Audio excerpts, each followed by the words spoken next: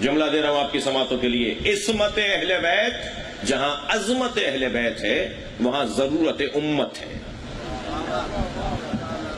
اگر اہل بیت کی عصمت کا اقرار نہیں کریں گے، ان کی مضبوطی کا اقرار نہیں کریں گے تو میں مضبوط نہیں رہ پاؤں گا۔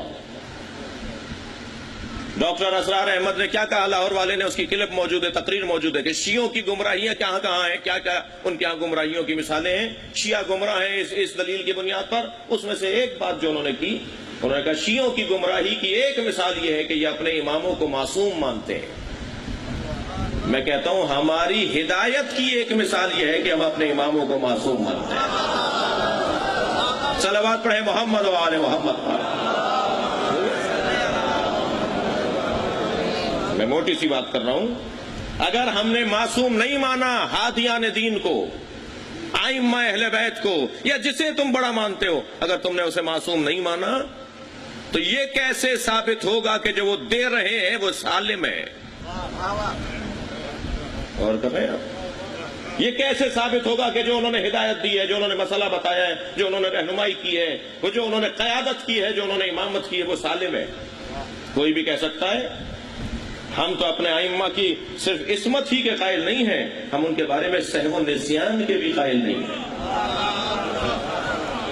اور فرما رہے ہیں ہمارے عقیدے کے مطابق ہمارے امام معصوم نہ بھولتے ہیں نہ غلطی کرتے ہیں۔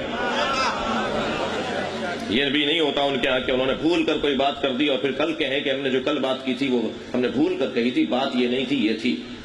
نہیں، وہ نسیان بھی نہیں رکھتے، وہ سہو بھی نہیں رکھتے، ان سے چوک بھی نہیں ہوتی، ان سے غلطی بھی نہیں ہوتی، ان سے گناہ بھی نہیں ہوتا۔ یہ ہے عصمت کا عنوان۔